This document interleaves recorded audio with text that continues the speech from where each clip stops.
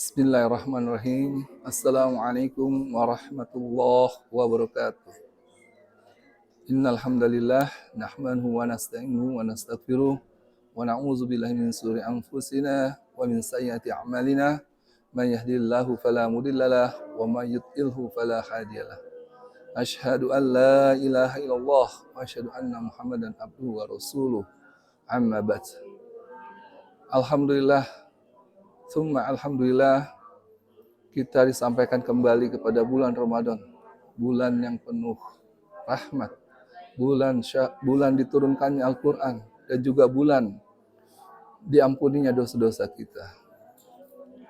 Dalam surat Al-Baqarah ayat 183, Allah SWT berfirman, Ya ayyuhalladzina amanu kutiba alaikumusiyam kama kutiba alal ladzina min qablikum la'allakum tattaqun. Wahai orang-orang yang beriman, diwajibkan atas kamu berpuasa, sebagaimana diwajibkan atas orang sebelum kamu, agar kamu bertakwa. Kata la'allah bermakna ta'lil atau tujuan, atau taraji, harapan. Jadi tujuan dan harapan dari ibadah puasa ini adalah semakin tertanamnya ketakwaan. Ya. Definisi dari puasa itu adalah menahan diri dari hal-hal yang batalkan puasa, dari terbitnya fajar sampai terbenamnya matahari, dan dibarengi dengan niat berpuasa. Nah, niat ini harus kita niatkan dari malam sebelum berpuasa di pagi harinya.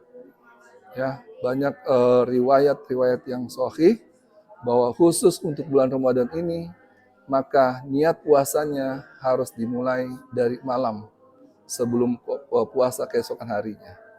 Tapi ketika itu puasa sunnah, maka dia boleh untuk niatnya di esok harinya. Karena Rasulullah SAW sendiri pernah melakukan itu. Ketika itu baginda Rasul bertanya kepada Aisyah di siang hari, adakah makanan yang untuk aku makan? Tidak ada ya Rasulullah, kata Bunda Aisyah. Maka Rasulullah mengatakan, aku berniat berpuasa hari ini. Namun ketika Ramadan, maka puasa itu harus diniatkan dari malam. Ya. Selanjutnya, bahwa ibadah puasa itu karena menahan diri dari makan, minum, dan syahwat di siang hari, hakikatnya adalah riyadatur ruh, ya, latihan ruhani, yakni agar kita mampu mengendalikan hawa nafsu kita yang selalu menggiring kepada ketamakan dan hubud dunia, terlalu cinta dunia. Dengan ibadah puasa diharapkan akan tumbuh kuwatul imsak atau kekuatan pengendalian diri dari hal-hal yang diharamkan oleh Allah SWT.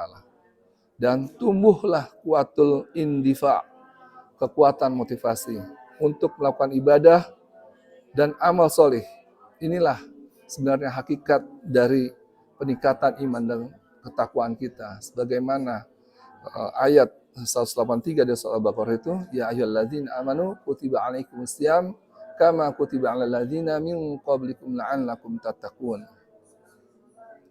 Seorang hamba belum mencapai derajat takwa sehingga ia meninggalkan sesuatu yang mubah atau boleh sebagai bentuk kehati-hatian dari sesuatu yang dilarangnya. Orang yang berpuasa juga berhak mendapatkan ampunan dan surga Ar-Rayyan, ya, di mana Rasulullah SAW bersabda, Man shoma Ramadana imanan wa ihtisaban ghufir lahu ma taqaddama min dzambih.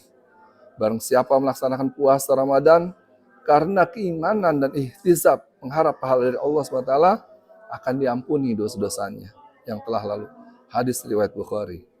Di akhirat, orang berpuasa akan dimasukkan ke dalam surga melalui pintu Ar-Rayyan, sebagaimana disebutkan dalam hadis dari Sahal radhiyallahu anhu bahwa Rasulullah SAW bersabda, yang artinya sesungguhnya di surga ada pintu yang disebut Ar-Rayyan. Darinya lah orang-orang puasa masuk surga pada hari kiamat. tak seorang pun selain mereka masuk lewat pintu itu. Akan ditanya, mana orang-orang yang berpuasa? Maka mereka berdiri dan tidak akan ada yang masukinya kecuali mereka. Jika mereka sudah masuk, maka pintu itu pun ditutup dan tak ada yang masukinya seorang pun. Hadirin rahimakumullah, puasa yang mendatangkan maghfirah dan dapat memasukkan kita ke dalam surga Ar-Rayyan. Tentu saja bukan puasa yang sekedar menahan lapar dan dahaga, akan tetapi puasa yang sebenarnya yang menghindarkannya dari perilaku-perilaku yang tidak terpuji. Sebagaimana Rasulullah SAW bersabda bahwa barang siapa yang tidak meninggalkan perkataan dusta, mengamalkannya atau perbuatan bodoh, maka Allah tidak butuh atas usahanya dalam menahan lapar dan dahaga. Hadis riwayat Bukhari.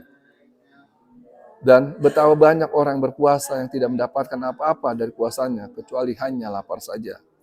Sedangkan orang yang tidak melaksanakan puasa di bulan Ramadan, padahal tidak ada uzur dan tidak sakit, maka dia tercela.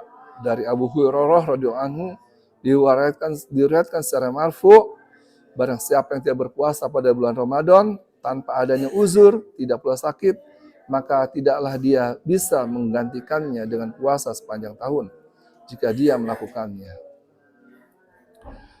Demikian tausiah singkat dari kami.